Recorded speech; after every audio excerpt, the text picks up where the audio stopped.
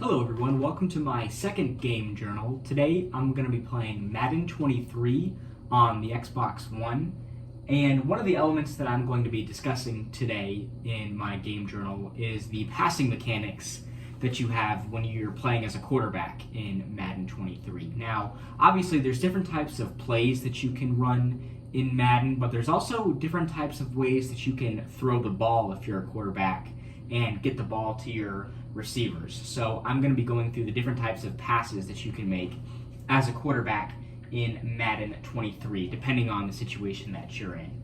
Now, one of the passes that you can make is a high pass. Now, you'd use this type of pass if your receiver had a height advantage over the defender, or you wanted to throw up like a 50-50 ball into the end zone, and you just want the ball to go as high in the air as you can possibly throw it. Now, the way that you're going to perform this on the controller is you're going to press the button on the controller that corresponds with the receiver on the field and the letter that appears above them. And you're also going to, on the Xbox controller, hold down LB, which is this button right here. So I'll show you guys an example of a high pass.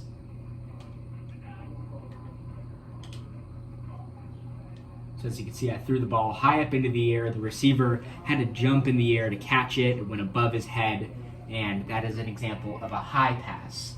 Now, another example of a pass that you can throw in Madden is the low pass, which is literally the opposite of the high pass. The low pass you would use in a situation where maybe you didn't have as much time to throw the ball or as much room between the receiver and the defender, and you want the pass to get low to the ground, maybe because you don't have that height advantage for your receiver. Now, the way that you are going to perform the low pass is the same way that you would perform the high pass, with just one exception. You're still going to tap the button on your controller that corresponds with the receiver on the field, but you're also going to press LT on the Xbox controller, which is going to be this button right here, right above LB. So I'll show off an example of the low pass. So as you can see, that pass to my receiver went closer to his knees and his lower body rather than his chest or above his head. So that's an example of a low pass. Another example of a pass that you can make is a lob pass, and that's essentially, that middle ground pass between the high pass and the low pass. Goes right to the chest of the defender. Doesn't get there super quick, but it can be efficient in certain situations. And the way that you're going to perform the lob pass is just by clicking the button on your controller that corresponds with the receiver on the field, and nothing else added to that. So I'll show off an example of a lob pass. That one right there went right into the breadbasket, right into the hands of the defender. Let me show off a better example of the lob pass.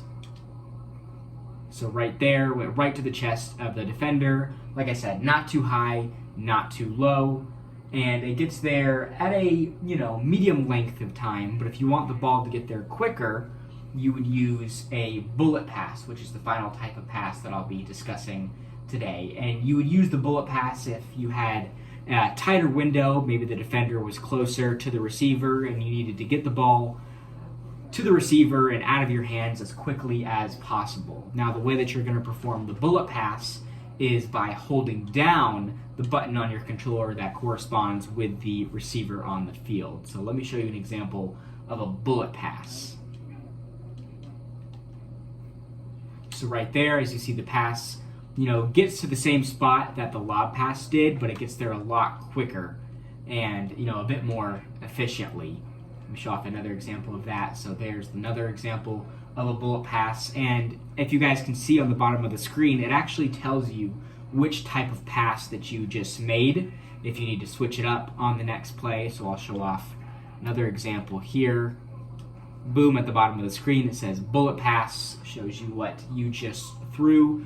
You can even combine the different types of passes as well. Let me show off an example here. So there's a low and a bullet pass, combining the two passes right there. And so that's just one of the elements of the game in Madden 23 that you use when you're playing as a quarterback.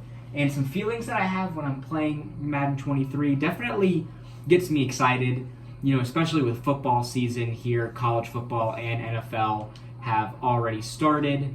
And, I'm a big fan of football. I actually just went out and purchased this game from GameStop a couple of days ago, bought the disc version of Madden 23, and I basically just use it as an extension of watching football because, college football only comes on Saturdays, sometimes on Thursdays and Fridays, a couple games here and there, and the NFL games are only on Thursdays and Sundays, and then one game on Monday night. So I, get to use this as an extension of watching football, and I get a lot of enjoyment out of playing Madden 23.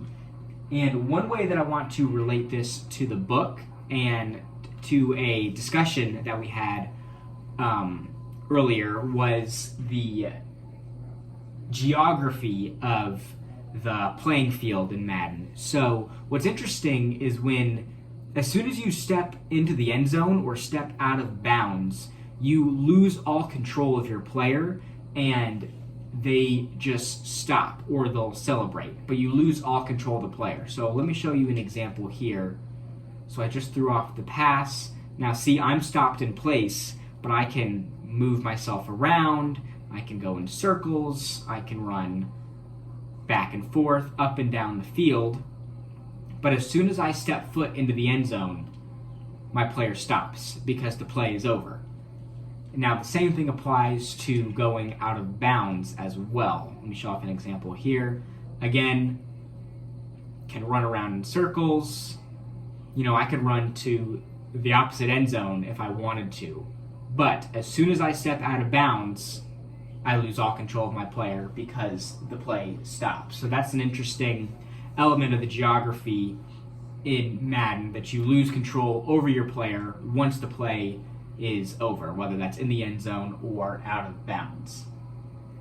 Thank you guys so much for watching. I hope you guys have a great rest of your day.